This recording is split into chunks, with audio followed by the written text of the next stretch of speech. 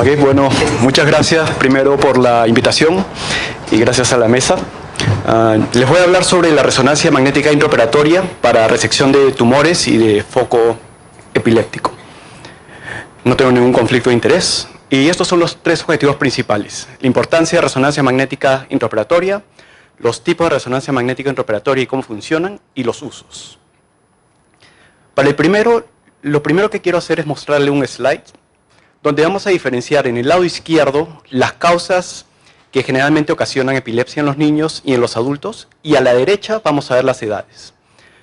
Podemos ver que para los niños muy pequeños lo más común para una epilepsia es porque ha habido un error del metabolismo al nacer, una anoxia cerebral, infecciones, malformación congénita, facomatosis. Cuando ya es un poco más adulto, un adulto joven, vemos la esclerosis de hipocampo, la convulsión primaria generalizada, malformaciones vasculares, y luego ya en el adulto vemos epilepsia postraumática, tumores e infartos. Para la resonancia magnética intraoperatoria lo que nosotros buscamos es una lesión que sea focal, que sea muy fácil de discernir en resonancia magnética, cosa que le podemos decir al neurocirujano: puedes resecar esta área, y yo te puedo decir completamente que la has sacado. Entonces nos sirve mucho para malformaciones congénitas, facomatosis, como por ejemplo en esclerosis tuberosa, donde generalmente es una lesión la que está dando las convulsiones, y por supuesto en tumores. Para la diferencia entre tumores del sistema nervioso central entre adultos y niños, una imagen habla más que 1000 palabras, y como ya dijo Camilo, en el lado izquierdo vemos un tumor en un niño de 8 años y en el lado derecho en un paciente de 63 años. El tumor en el niño muchas veces es bien circunscrito, muchas veces es benigno o de bajo grado, y cuando se reseca muchas veces lleva a la curación completa. Entonces, por eso es tan importante la resonancia magnética intraoperatoria en niños comparado con adultos. En adultos vamos a ver un tumor que es muy difuso, generalmente va a ser un glioblastoma multiforme o va a ser metástasis, que en realidad no es que tengas un solo foco, sino que son varios, o todo el cerebro ya está involucrado. Entonces, la resonancia magnética intraoperatoria no sirve tanto. Segundo, los tipos de resonancia magnética intraoperatoria y cómo funcionan. ¿Se mueve el magneto o se mueve al paciente? Aquí podemos ver el resonador que usamos en Le Bonheur, en mi hospital. Ven una pared y ven esta puerta. Al otro lado de la pared está la sala de operaciones. Entonces hay dos formas. Podemos mover el paciente de la sala de operaciones hacia el resonador y pasarlo por esta puerta, o podemos mover el resonador y llevarlo hacia donde está el paciente. El problema de llevar al paciente al resonador es que tienes que moverlo de la mesa, que ese puede tener algún problema por el paciente. Segundo, vas a perder todos los landmarks que el cirujano ya hizo para hacer la operación. Y tercero, tendrías que tener toda esta sala del resonador completamente estéril. Entonces lo que hacemos es la resonancia magnética intraoperatoria. Vamos a ver si corre el video. Ahí está. Pueden ver cómo el magneto está avanzando. Estaba en el otro cuarto, ya pasé toda esa parte. Tiene unos rieles superiores, comienza a avanzar sobre la cabeza del paciente. Está totalmente tapado, pero la cabeza está abierta. Entonces, el cirujano ha terminado la cirugía en este momento, con la cabeza abierta, hacemos la resonancia intraoperatoria, discutimos el caso, y luego el cirujano vuelve a entrar y termina si es que hay que sacar algo más o simplemente cierra. Esto es algo que quiero hacer un hincapié muy grande, y es sobre la discusión del caso inmediatamente cara a cara con el neurocirujano. Porque a veces lo hacemos por reportes, lo podemos hacer por llamadas por teléfono, pero es un poco difícil decirle a otra persona: bueno, en el axial está en este lugar, sagital está aquí, coronal está aquí, y es mucho más fácil mostrarle exactamente la figura donde está. Y eso lo aprecian mucho los neurocirujanos y es mucho más fácil, hacer una cosa mucho más dinámica. El protocolo es muy variable. Este es el que yo uso. Primero a un axial T1 stealth, inyecto contraste, un axial T2, hago otro axial T1 stealth, coronal T2 y un DWI o un DTI de 6 direcciones. ¿Por qué hago esta inyección de contraste, luego hago una secuencia T2 y luego un T1, porque quiero que el tumor tenga un poco de tiempo para captar el contraste. Entonces se va a hacer un poco más obvio si es que hay tumor que es residual. Tenemos otras secuencias que son opcionales, por ejemplo el Sagittal T2 y CIS o el Fiesta, depende cuál sea el magneto que ustedes usen, pero con eso se puede ayudar para ver catéteres, entre otras cosas, pero no voy a hablar mucho sobre eso. Y finalmente el tercer objetivo son los usos, y es donde aquí voy a demorar un poquito más, voy a hablar sobre cada uno de los usos que se hacen para la resonancia magnética intraoperatoria. Vamos a hablar sobre resección completa, resección parcial, biopsia, resección de foco epiléptico, posición de electrodos y resección de lesiones en médula espinal. Empecemos con la resección completa. A ver, no se quiere mover. Ahí está. Y lo empezamos con un caso. Este es un niño de 8 años con dolor de cabeza y vómitos. Podemos ver la lesión, que es mayormente quística, con un nódulo sólido en la periferia, que tiene captación de contraste y que está haciendo mucho efecto de masa, ¿no? Miren el cuarto ventrículo que está muy pequeño. Entonces, con toda la información que hemos visto de la lectura anterior de Camilo, que fue excelente, sabemos que este es un astrocitoma pilocítico. Vamos a llevar a este paciente a sala, resecamos el tumor y ahora les enseño las imágenes intraoperatorias. Como pueden ver, el cráneo aún está abierto, es porque el paciente todavía está en sala de operaciones. Entonces, si queremos volver a entrar, podemos volver a entrar, no hay ningún problema, no se tiene que hacer ningún cambio. Les estoy mostrando T1, T1 con contraste, T2 y coronal T2. Para hacerlo un poquito más didáctico, vamos a hacerlo simplemente una comparación entre el preoperatorio del T1 con contraste y del T1 post contraste. Esta es la parte importante en la fosa posterior, así que vamos a hacerle un zoom. Y vemos aquí las dos, la lesión antes de ser resecada y luego de ser resecada.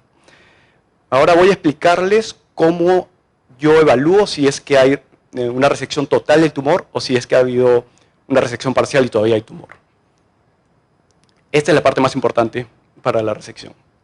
Vemos el nódulo aquí, en el otro lado no lo encuentro. Veo que está en la periferia, veo el sigmoid sinus, no está, el nódulo ha sido completamente resecado.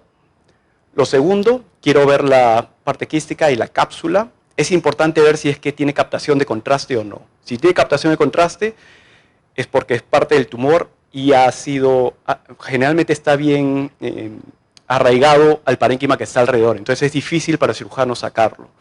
Y muchas veces dejan algunas de estas partes y puede haber recurrencia por dejar un poco de tumor ahí. En este caso no ha habido. Podemos ver que esta parte quística ha sido completamente descomprimida y no hay contraste. Y tercero, puedo ver el cuarto ventrículo que está bien pequeño porque había sido empujado por la masa y ahora está completamente distendido después que se resecó. Fue una resección completa. Segundo caso, tenemos una niñita de 15 años con dolores de cabeza severos que incrementan desde hace 10 días y tiene algunas caídas. Es importante ver no solamente el tumor, hay que ver los landmarks que el cirujano va a utilizar porque tenemos que avisarle si es que va a tener alguna complicación o si cuando va a abrir el cráneo y va a mover el parénquima, si es que se va a encontrar con un vaso o algo que pueda poner en riesgo la vida del paciente. En este caso, tenemos la vena cerebral interna que está justamente superior al tumor. El tumor está localizado en el mesencéfalo y podemos ver que tiene una captación de contraste en la periferia. Tenemos que ver otro importante landmark que es el colículo facial. Y esto los cirujanos están muy entrenados en cómo identificarlo y son muy cuidadosos. Y el tercero, vemos el tumor en sí, pero hay que también evaluar qué es lo que está alrededor del tumor. Si es edema o si es que es un poco más de tumor. Este paciente entra a sala y lo resecan y hacemos la resonancia magnética intraoperatoria. Se hizo una resección transcallosa y podemos ver que ya no está la captación de contraste, el tumor ha sido resecado. La vena cerebral interna está intacta, no hay trombosis, no hay ningún daño.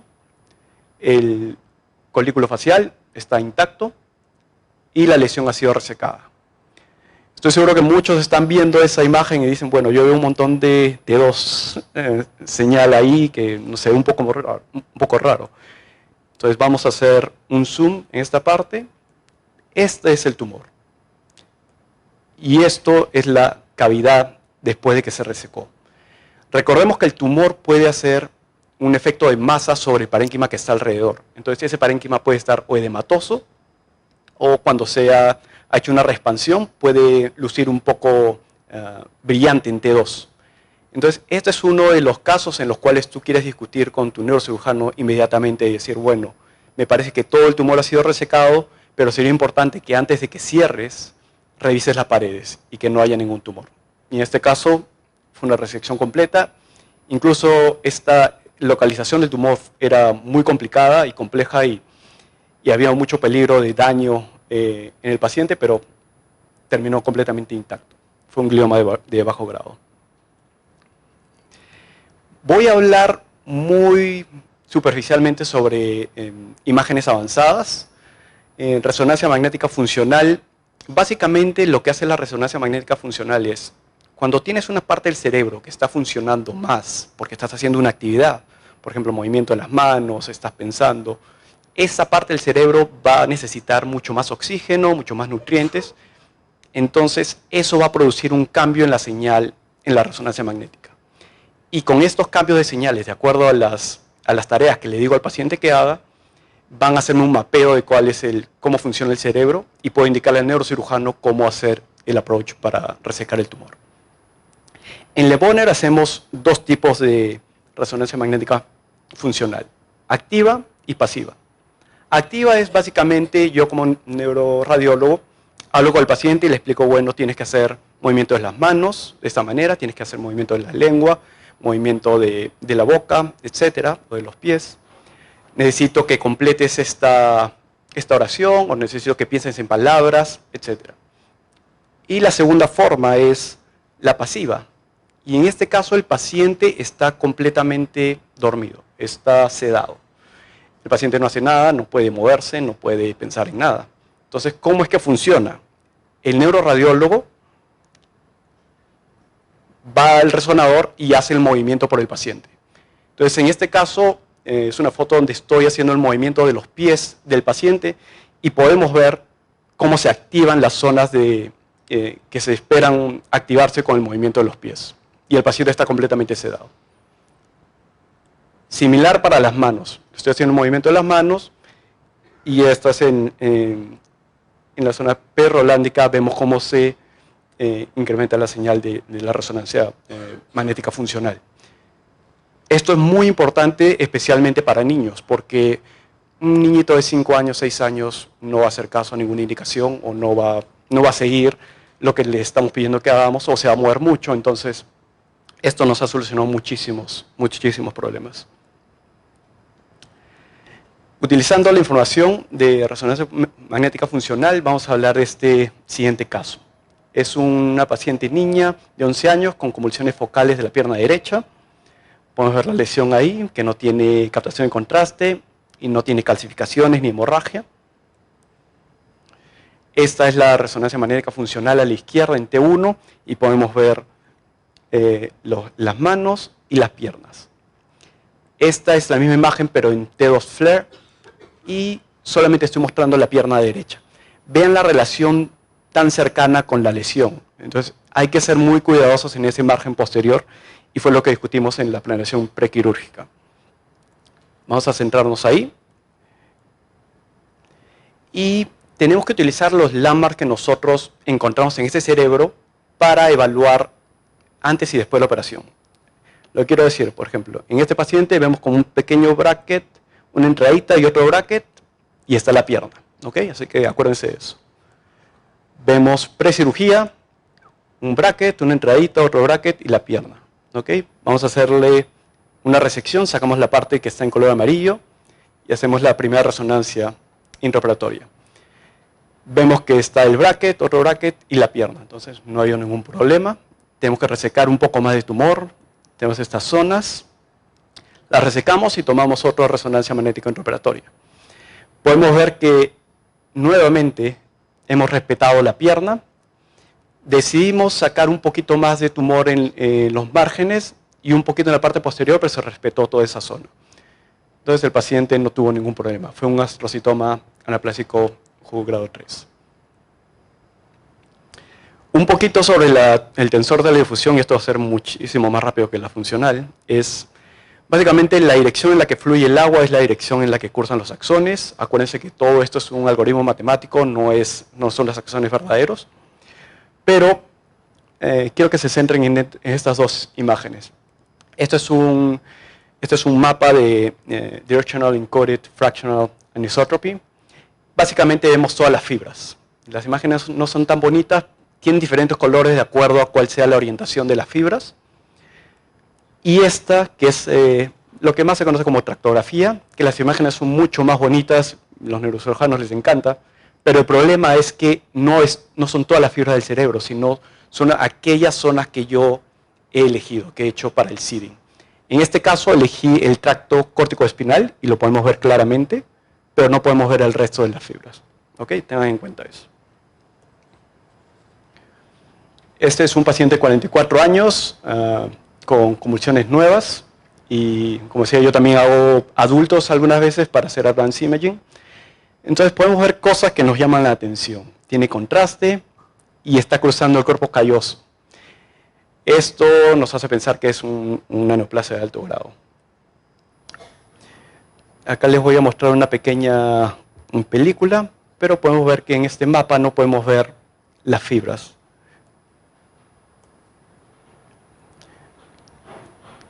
Podemos ver la tractografía, cómo el cortical spinal tract pasa por el margen posterior de la neoplasia. Pero si nos cuidamos de ese margen, puedes resecar toda la lesión. Lo siguiente es acerca de había una pequeña zona de contraste.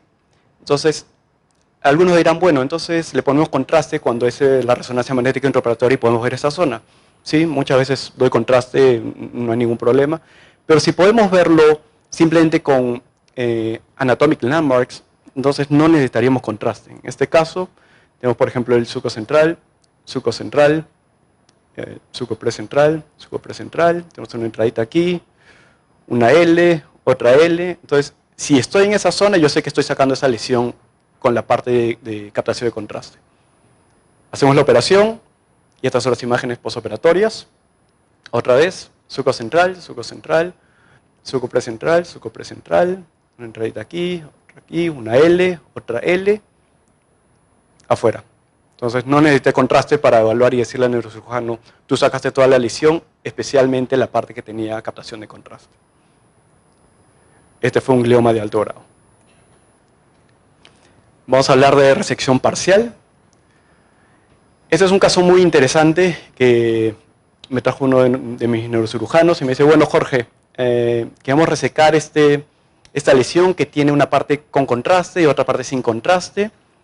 Parece que está viniendo del mesencéfalo, pero bueno, no estamos muy seguros. ¿Te parece bien? Vamos y sacamos la lesión. Y en verdad le digo, bueno, en verdad no estoy seguro que esa parte donde le estoy mostrando con una flecha sea simplemente tumor. Vamos a hacerle el mapa y vemos que hay fibras que están cruzando por esa área.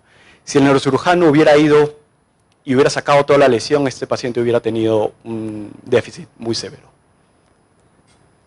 Se resecó solamente la parte que tenía contraste y se mantuvieron las fibras.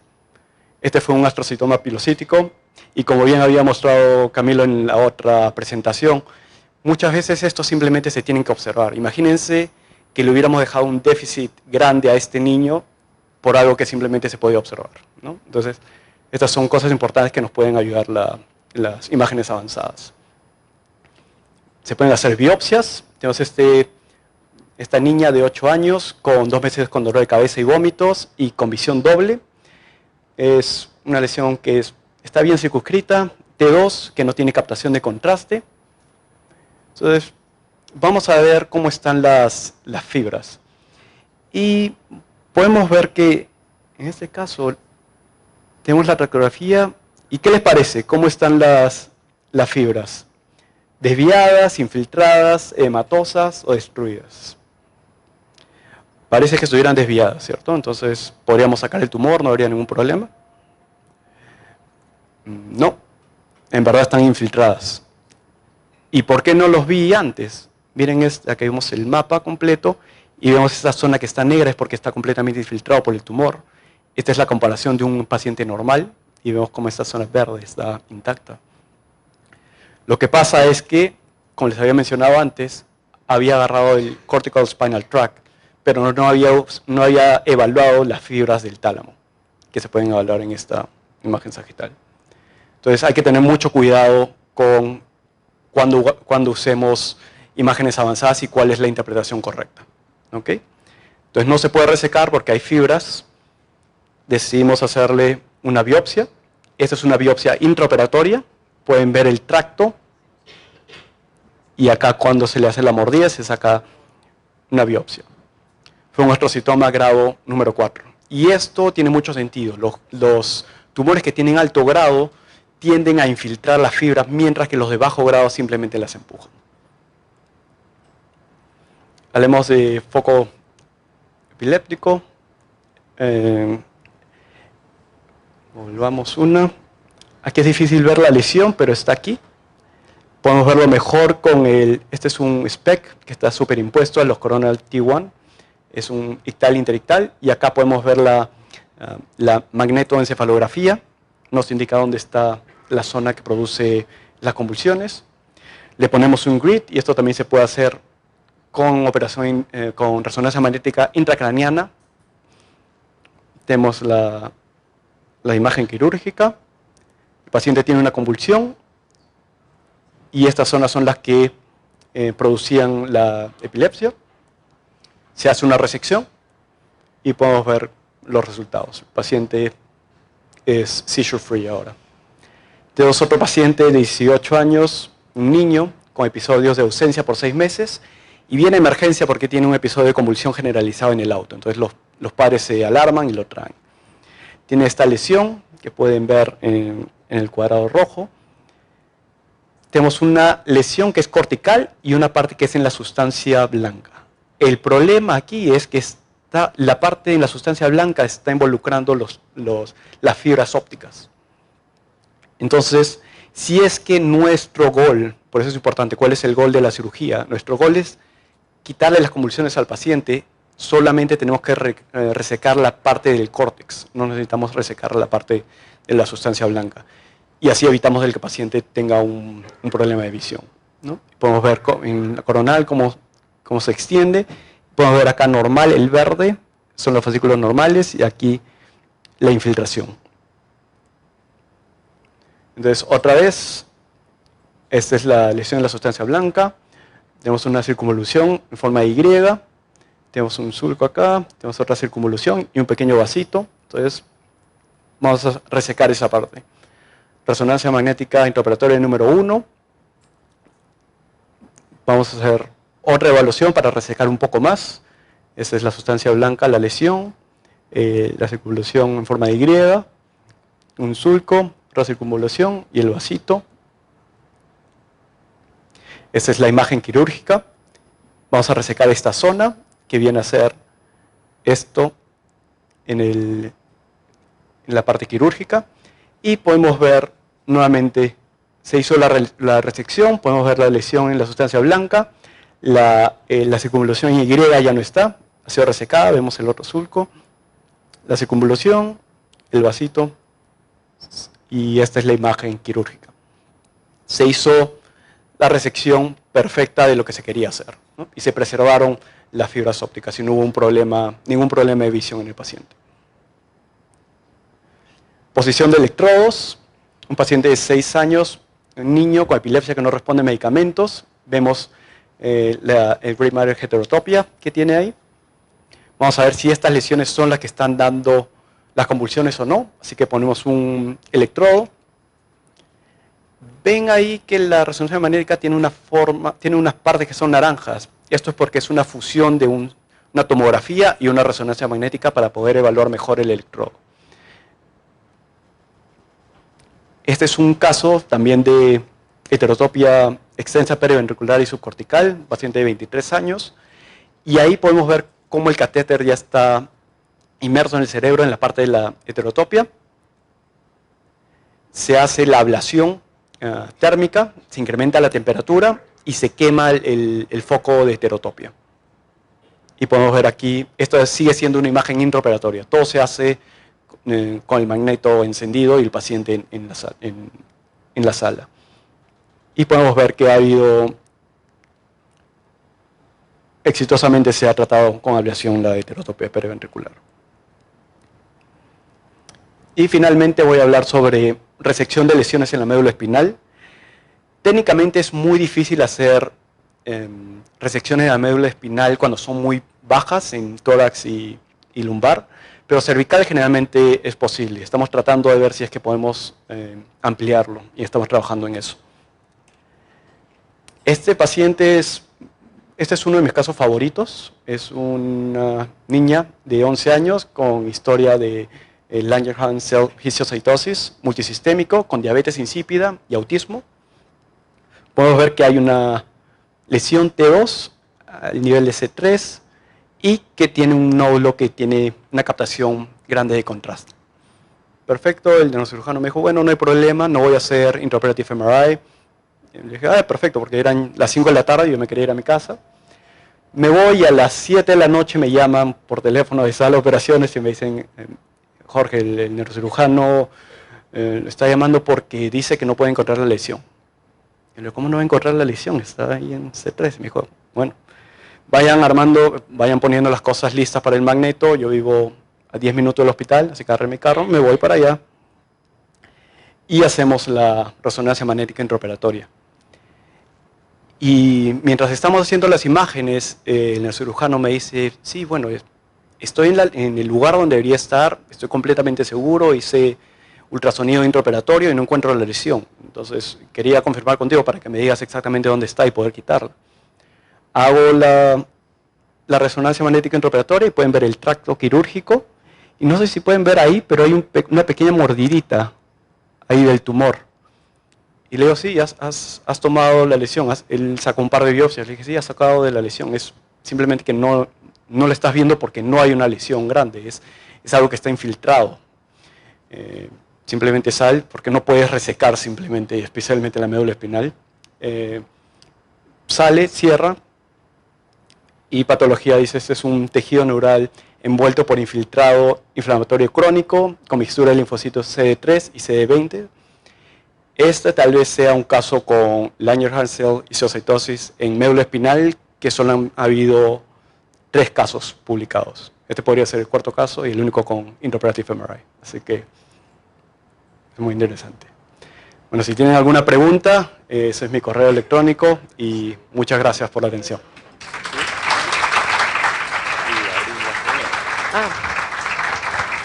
Bueno, muchas gracias, excelente la presentación. Y bueno, queremos saber si tienen alguna pregunta para hacer a los doctores. Bueno, y...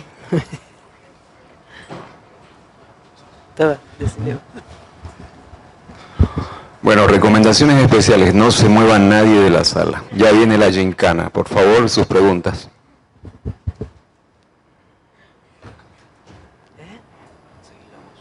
No, ¿y a dónde vas?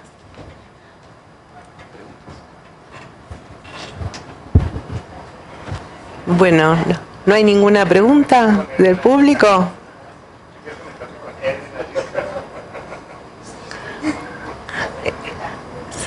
¿No?